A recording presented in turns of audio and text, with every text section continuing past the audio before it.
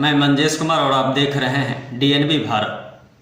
अपनी मांगों को लेकर आज बेगूसराय जिला के डाटा एंट्री ऑपरेटर समाहरणालय के मुख्य द्वार पर धरना पर बैठ गए एवं सरकार के विरोध में नारेबाजी की।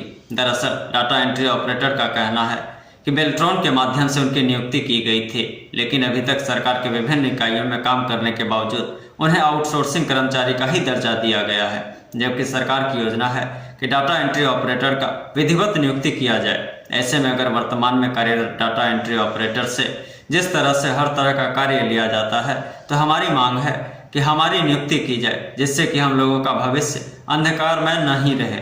उन्होंने कहा कि आज 1 दिवसीय धरना प्रदर्शन का कार्यक्रम किया गया है।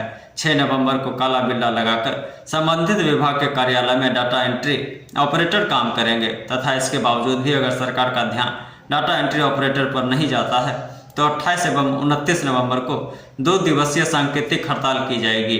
आंदोलनकारियों ने कहा कि 20 वर्षों से यह सरकार विभिन्न भागों में काम कर रहे हैं, लेकिन उन्हें आज तक राज्यकर्मी का दर्जा तो दूर अस्थायी नियुक्ति पत्र भी नहीं दिया गया है। बिहार राज्य के पूरे सभी जिलों में मुख्यालय से लेकर हर जिला मुख्यालय में, राज्य स्तर के मुख्यालय से लेकर के जिला मुख्यालय में हम लोग धरना पर एक दिवसीय आज के डेट में हम लोग सांकेतिक धरना पर के माध्यम से सरकार के समक्ष अपनी मांगों को रख रहे हैं। हम लोग पिछले 20 वर्षों से सरकार के विभिन्न कार्यालयों में, अब तो समय के साथ साथ कंप्यूटर और कंप्यूटर ऑपरेटरों की संख्या बढ़ती ही जा रही है।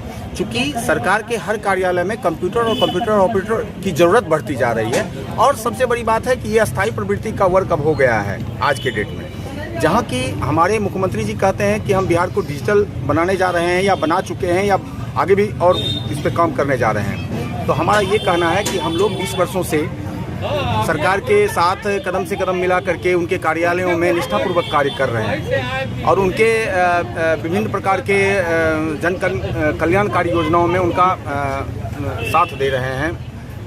उसके बावजूद भी हम पर आउटसोर्स का धब्बा लगा हुआ है। हमारा कोई वैल्यू कार्यालयों में नहीं दी जाती है, हमारा कोई अस्तित्व नहीं है कार्यालयों में। अगर किसी पदाधिकारी का कहीं मन हुआ कि किसी एक कर्मचारी क्लर्क को, ये ऑपरेटर को हटा देना है, तो एक पेन से हम लोगों का नौकरी खत्म हो जाता है। तो हमारा जो है सो, जब कार्य प्रवृत्ति हमारा अस्थाई है तो हमारा नौकरी, हमारा जो कार्य है वो अस्थाई कैसे, हम क्यों अस्थायी रूप से बने रहें।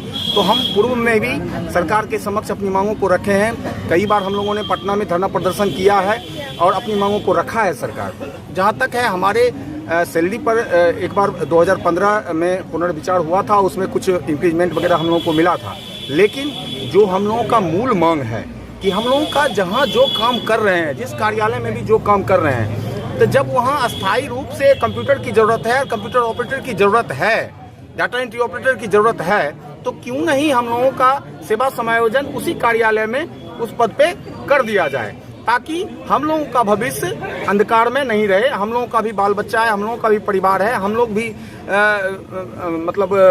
समाज में जीते हैं, एक सम्मान के साथ जी सकें। इसलिए अभी जो हमारे माननीय मुख्यमंत्री जी हैं, उप मुख्यमंत्री जी हैं, हम देख रहे हैं कि वो लगातार कह रहे हैं कि हम बिहार के बेरोजगार युवाओं को रोजगार देंगे। तो उसके लिए हम लोग भी ये बड़ी खुशी की बात है। तो हम लोग भी जब इतने दिनों से आपके साथ काम कर रहे हैं, तो क्या दिक्कत है, हम लोगों को भी एक सेवा समायोजन का पत्र निर्गत कर दीजिए, जिससे हम लोगों का भी भविष्य सुरक्षित हो। बस यही मांग है, और इसके लिए हम लोग सांकेतिक, आज संडे है, हम लोग सरकारी कार्य को डिस्टर्ब नहीं करना चाहते हैं, इसलिए हम लोगों ने संडे को रखा है। अगर हमारी मांगों पर सरकार कोई किसी भी तरह का विचार विमर्श नहीं करती है, तो आगे हम लोग फिर चरणबद्ध आंदोलन के लिए मजबूर हो जाए।